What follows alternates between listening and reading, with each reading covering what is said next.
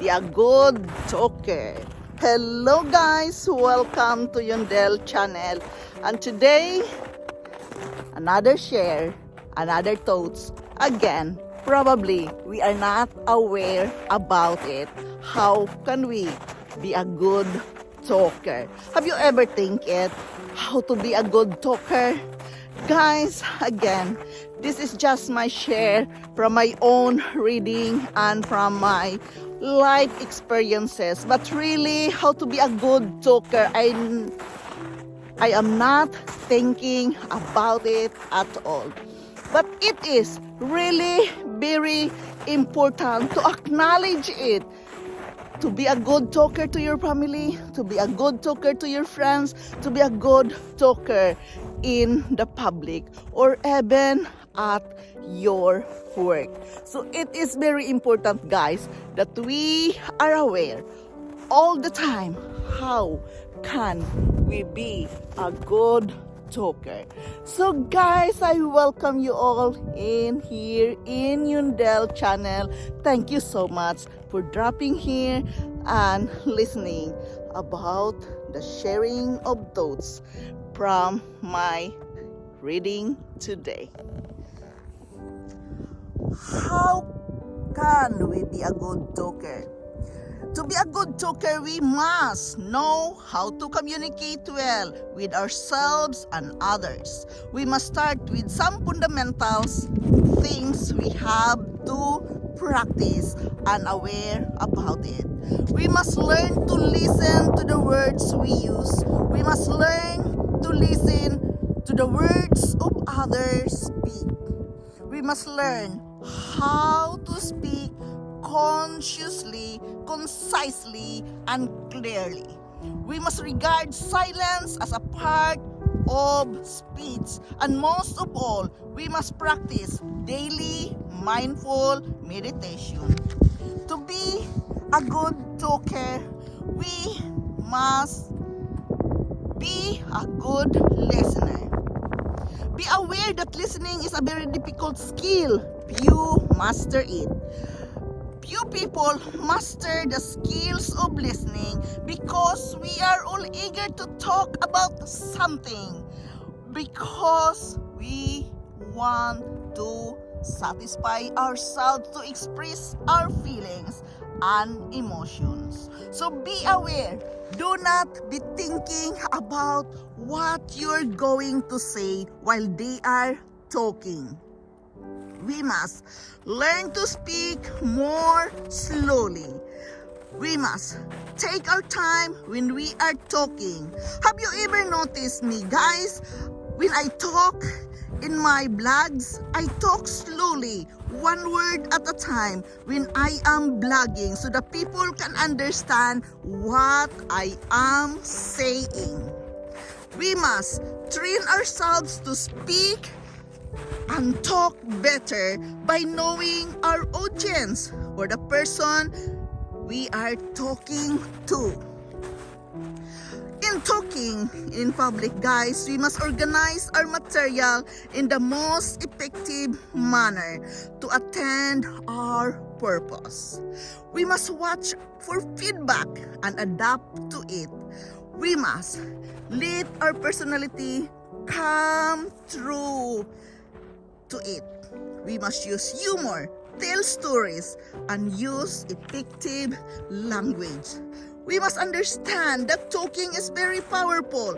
Conversations hold a lot of power, and it is very important that we can converse right, clearly, concisely, and correctly.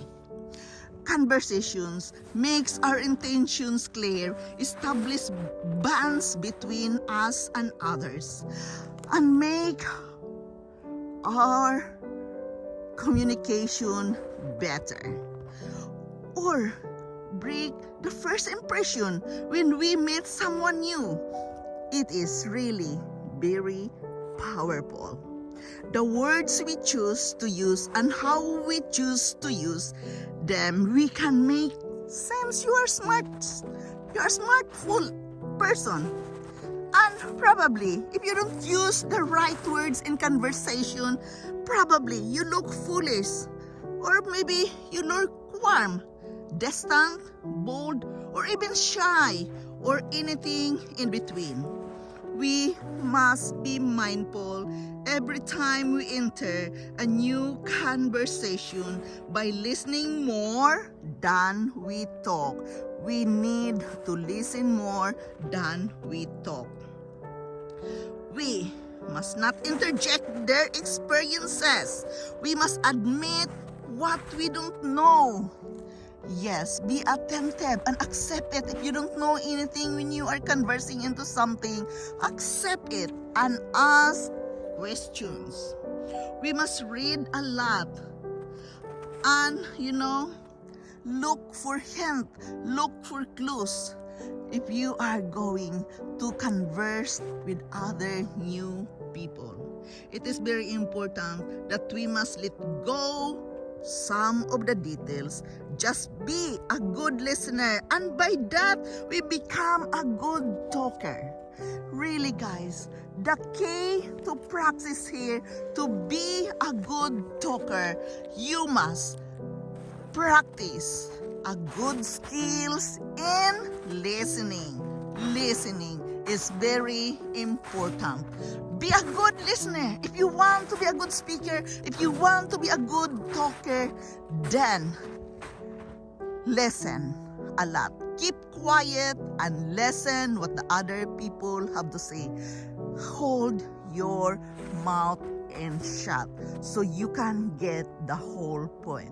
And if you are going to speak in public, you have to practice yourself. Therefore, it is very important that we must gather some information. It is a must to read a lot when you want to be a good talker in the public. Read a lot. Gather some information, clues and hints, so you will not look foolish what you are talking about. Guys, it is very important to be a good talker as well as be a good listener. It can create a good relationship to your wife, to your family, to your friends.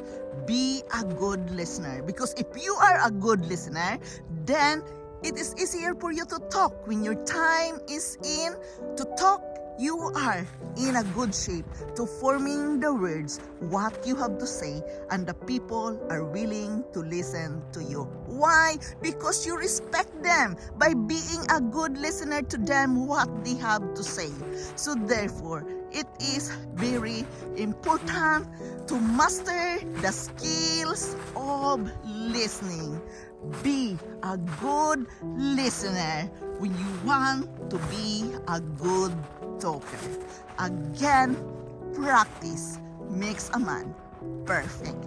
It will not come along 1 way, 2 way, 3 times, but you must practice it all the time.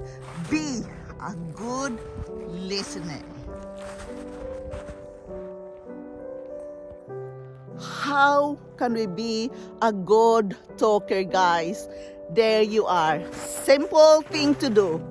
Practice the skills of listening. Watch your words, what you are talking. Choose the right word when you are talking. Have time to think what the word you are going to use. See, it's a simple thing. Just be a good listener. Just keep being quiet. If you want to be a good talker, you must be a good listener as well.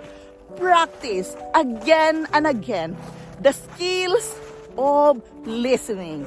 It is a must. If you want to be a good speaker, if you want to be a good talker, both in the public and in private life, it is very important that we can choose the right word, choose, the right moment to see the right words. It will become easier when you are in silence, listening others what they have to say. So simple, easy to practice being just a good listener in order to be a good talker as well. So again, guys, this is Yundel. Thank you so much for dropping here in my channel today. Look at the sunset at the back of me. Guys, it's very nice, the beauty of nature which God's created it for us. Thank you so much, guys. I love you all. And I am forever grateful to each and every one of you supporting me here in my life journey. Thank you so much, guys. I love you all, and bye-bye.